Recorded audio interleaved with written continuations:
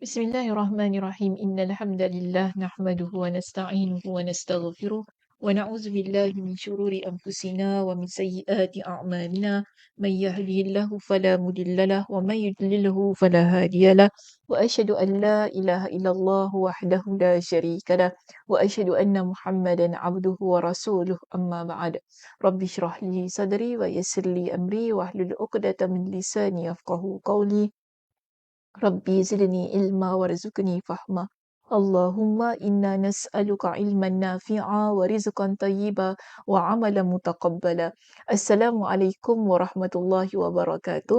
Apa khabar jemaah kita di Masjid An-Naim pada malam ini? Mudah-mudahan semuanya berada dalam keadaan yang sihat sejahtera hendaknya dan dirahmati Allah Subhanahu wa taala sentiasa. Alhamdulillah pada malam ini sekali lagi kita bertemu setelah kita cuti rehat untuk sesi yang lepas. Dan malam ini kita akan menyambung perbincangan hadis kita yang ke-36 yang telah tergendala untuk bahagian sambungannya di bahagian yang kedua. Dan perbincangan pada malam ini akan bermula daripada muka surat 182. Jika sesiapa yang ada kitnya, sila ya untuk kita buka perbincangan kita ini, kitab kita ini supaya kita dapat ikuti perbincangan dengan lebih baik. Dan pada malam ini slide saya tidak mengandungi teks hadis sebagaimana biasanya lah, tetapi hanya memuatkan bentuk-bentuk poin utama yang terkandung di dalam setiap renggan yang ada pada hadis dalam kitab kita di sini. Hadisnya agak panjang dan ia dibuat daripada sudut penceritaan dan saya harap kita masih ingat lagi tentang apa yang kita bincangkan di kisah kita yang ke-36 ini tentang Tamim Ad-Dari. Kalau masih ingat lagi, boleh saya ulang kembali sedikit tentang hadis ini diceritakan oleh Fatimah binti Qais radhiyallahu anha. Dia ini adalah seorang wanita yang dalam keadaan iddah kematian suami dan dipinang oleh Nabi sallallahu alaihi wasallam untuk seorang sahabat Nabi sallallahu alaihi wasallam. Jadi ada seseorang ni dia bertanya kepada Fatimah tentang sebuah hadis yang beliau dengar langsung daripada Nabi sallallahu alaihi wasallam. Jadi kalau pada minggu lepas di sesi yang lepas kita bincangkan tentang penceritaan yang diberikan oleh Fatimah kepada seorang ini tentang keadaan dirinya yang pada waktu itu dilamar oleh Nabi sallallahu alaihi wasallam untuk seorang sahabat, kemudian perintah Nabi sallallahu alaihi wasallam agar menghabiskan masa iddahnya di mana dan sebagainya. Dan setelah masa iddahnya selesai, dia pun ceritakan tentang tiba-tiba Nabi sallallahu alaihi wasallam panggil untuk melaksanakan solat berjemaah dan pada waktu itu Nabi pun naik ke atas mimbar dan Nabi sallallahu alaihi wasallam pun menceritakan tentang Tamim Ad-Dari. Jadi kita hentikan perbincangan itu, iaitu Tamim Ad-Dari pada waktu itu yang kita faham ialah seorang yang beragama Nasrani, kemudian dia memeluk agama Islam dan berbai'ah dengan Nabi sallallahu alaihi wasallam.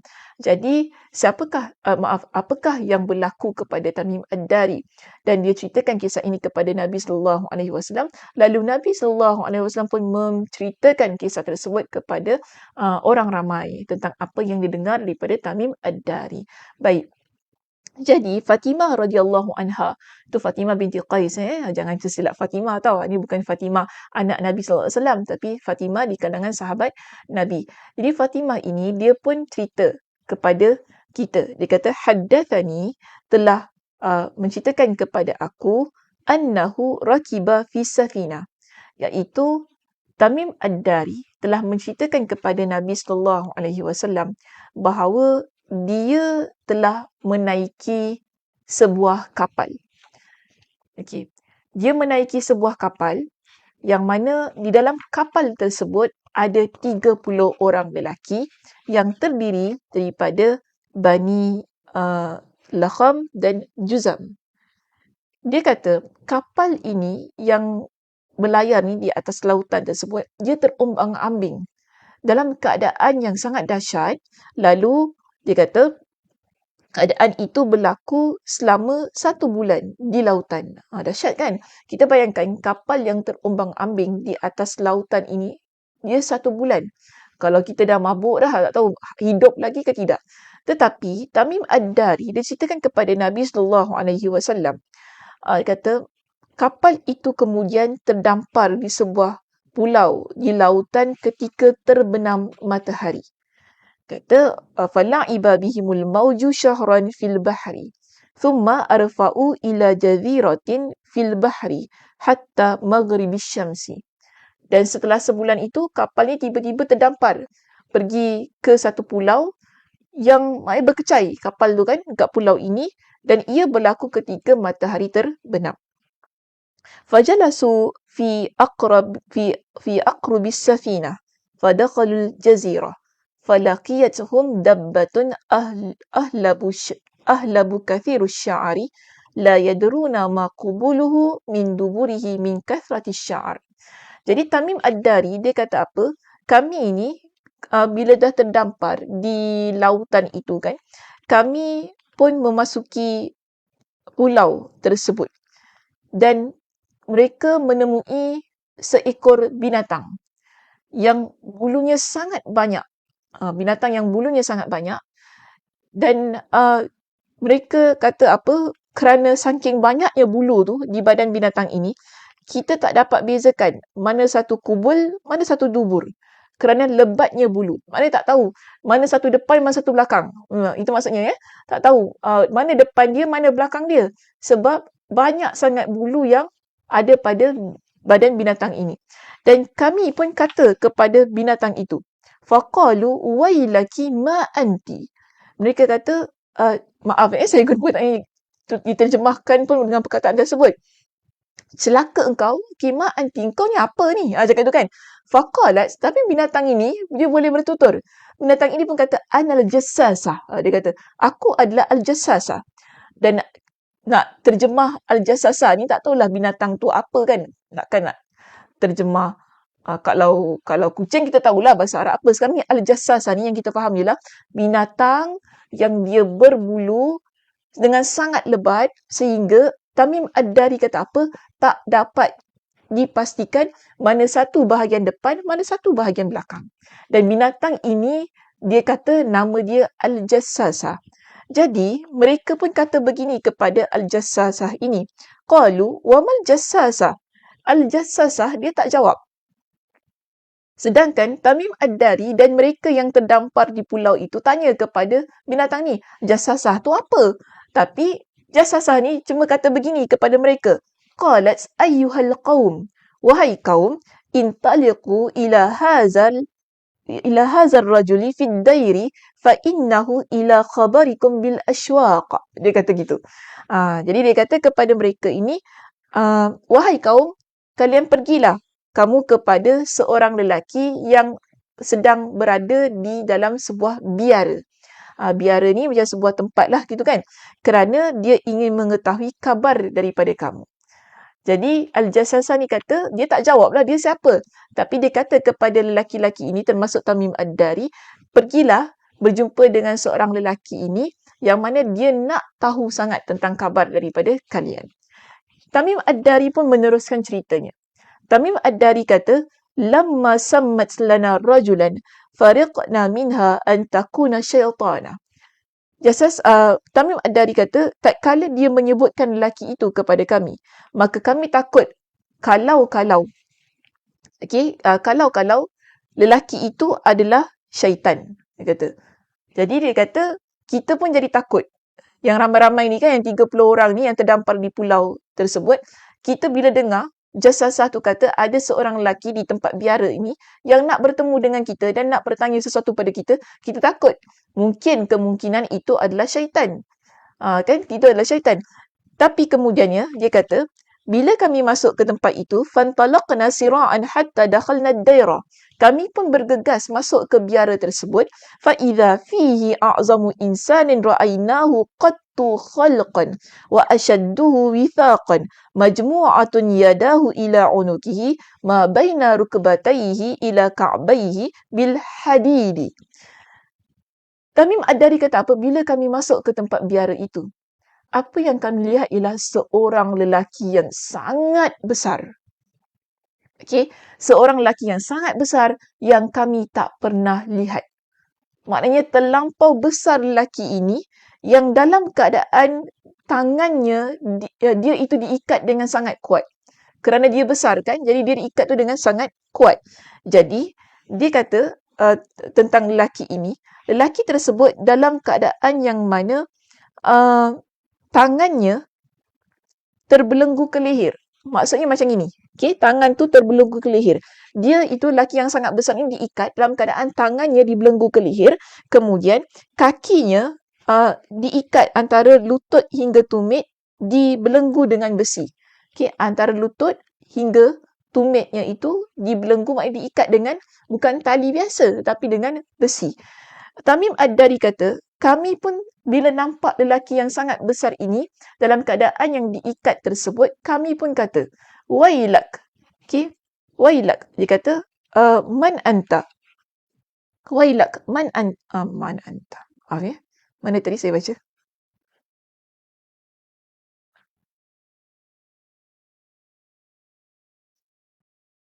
Dah hilang dah Ustaz. Betul lah. Wailak man anta. Ya Allah. Wailak ma anta. Dia kata, wailak ma anta. Celakalah engkau. Engkau ni apa? Qala qad qadartum ala khabari fa akhbiruni ma antum.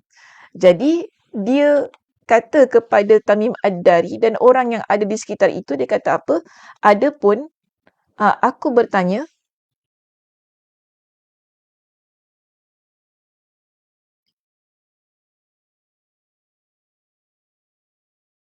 maaf ya sebentar. Tersilap-silap teks sini. Jadi bila Tamim Ad-Dari dia tanya tadi kan dengan lelaki yang sangat besar ini, engkau ni apa? Dia tak jawab. Dia kata, kelak engkau akan tahu tentang aku, tetapi kabarkan kepada aku kalian ini siapa? Lelaki tu kata begitu. Lelaki yang besar ni kata gitu.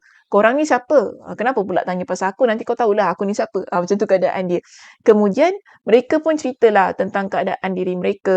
Okay, berlakulah dialog yang mereka pun cerita yang diorang ni naik kapal kan, 30 orang lelaki daripada suku Juzam dan juga suku Al-Lakham selama setahun pula, selama sebulan, setahun namanya, selama sebulan ni di atas kapal itu terombang-ambing di atas lautan. Kemudian akhirnya mereka pun terdampar di lautan tersebut, di pulau itu.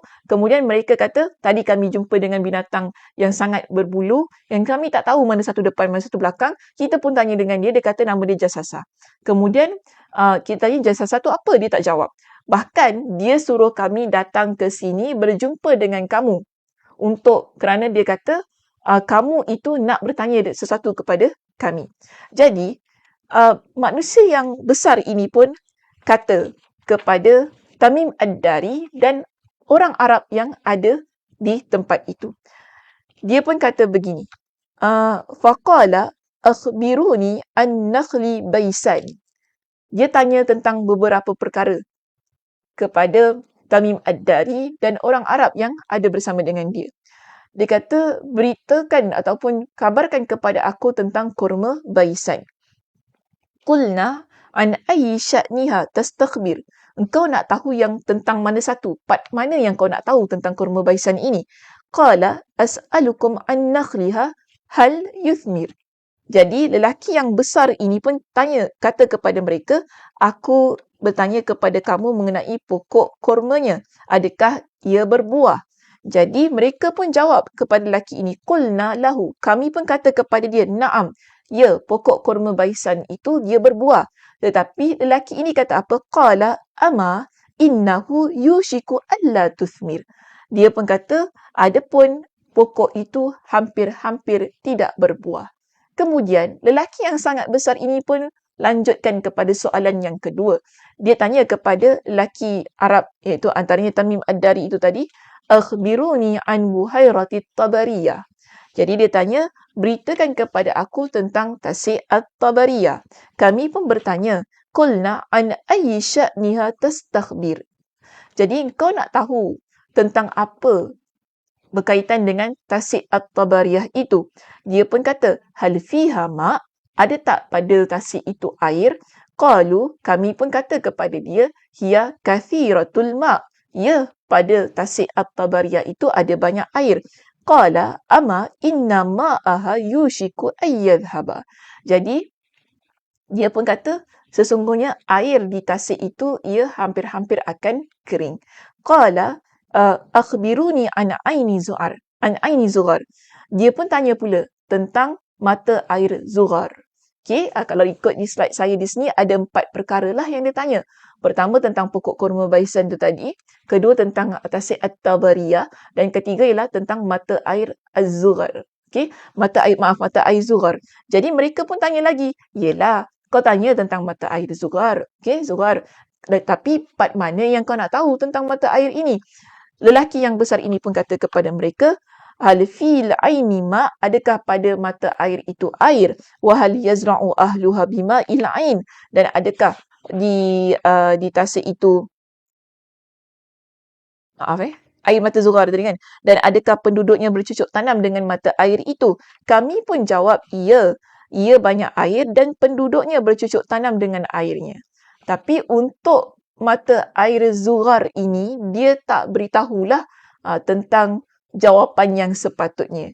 Sebagaimana tadi kurma baisan dan juga tasik At-Tabariyah.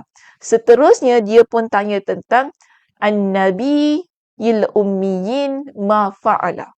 Dia pun tanya, qala akhbiruni an-Nabi il-Ummiyin ma fa'ala. Okey, beritakan ataupun beritahu kepada aku tentang Nabi yang ummi, okey, apa yang telah dia buat. Qalu qad kharaja min Makkah wa nazala Yathrib. Mereka pun jawab, dia telah keluar daripada Makkah dan dia menuju ke Yathrib. Qala aqatalahu al-Arab. Adakah orang-orang Arab nak memerangi Nabi yang ummi itu? Kami pun kata, qulna na'am. Ya, orang-orang Arab nak memerangi Nabi itu. Qala kaifa sana'a bihim. Dan bagaimana, dia tanya lagi, bagaimana apa yang dilakukan kepada mereka? Jadi Nabi yang ummi ini, apa yang dilakukan kepada orang-orang Arab yang nak memerangi mereka? Qulna, kami pun kata, fa akhbarnahu annahu qad zahara ala man yalihi minal arabi wa ata'uhu. Qala lahum qad kana dhalik. Qulna na'am. Jadi kami pun jawab, lalu kami memberitahu kepada dia telah zahir orang-orang yang menolongnya daripada bangsa Arab dan mentaatinya. Dia berkata kepada mereka, begitukah keadaannya? Kami pun menjawab, ya.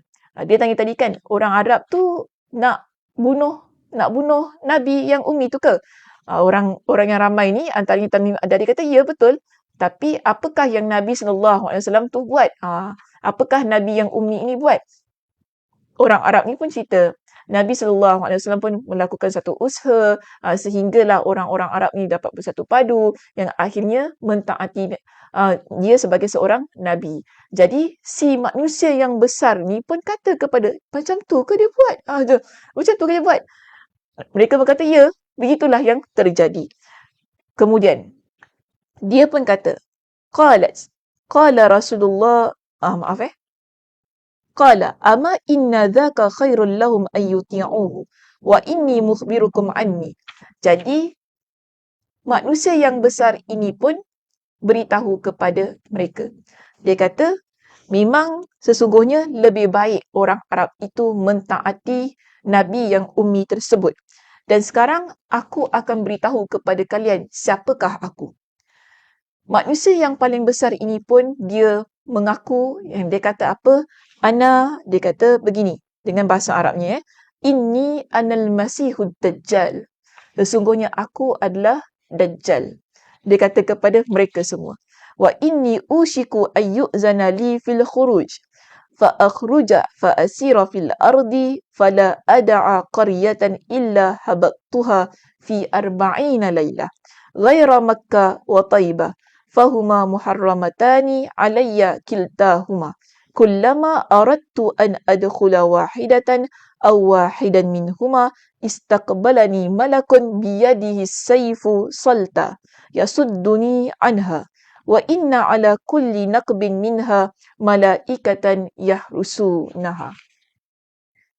Dia mengaku dirinya sebagai Dajjal Dan dia kata kepada mereka semua, dia kata, aku ini nanti akan diizinkan keluar. Bila aku diizinkan keluar, maka aku akan singgah di mana-mana tempat selama 40 hari. Dia kata begitu. Tidak ada satu pun kampung melainkan akan aku datangi dalam tempoh 40 malam, 40 hari. Selain Makkah dan Taibah. Taibah tu maksudnya ialah Madinah. Dia kata, dua tempat dia boleh masuk mana-mana kawasan ataupun mana-mana kampung selama 40 malam untuk merosakkan kawasan tersebut. Tetapi ada dua tempat yang diharamkan baginya. Apakah tempat itu? Dia kata Makkah dan Taibah. Bermakna Dajjal diharamkan untuk masuk ke dua-dua tempat ini. Jadi dia kata setiap kali dia nak masuk tempat itu, aku akan disambut dengan malaikat yang memegang pedang yang terhunus untuk menghalangi aku memasukinya. Setiap jalan-jalan atau celah-celahnya ada malaikat yang menjaganya. Jadi Dajjal ini beritahu kepada kita, Makkah dan Madinah adalah dua negara yang tak boleh dimasuki Dajjal. Dajjal bila nak masuk, dia kata akan ada malaikat yang menghalang, yang mana malaikat ini mereka memegang pedang yang terhunus untuk menghalang dia memasuki Makkah dan Madinah. Dan dia kata malaikat setiap celah-celah Makkah dan Madinah ini dijaga oleh para malaikat supaya tak dimasuki oleh Dajjal. Fatimah binti Qais radhiyallahu anha, dia menceritakan tentang hal ini sebagaimana yang dia dengar daripada Nabi sallallahu alaihi wasallam, dan dia pun kata setelah selesai cerita tentang Tamim Ad-Dari yang menceritakan tentang pertemuan dia dengan Dajjal itu tadi kan di sebuah pulau, yang mana pada waktu itu juga mereka bertemu dengan Al-Jassasa, binatang yang sangat berbulu sampai tidak tahu mana satu depan mana satu belakang.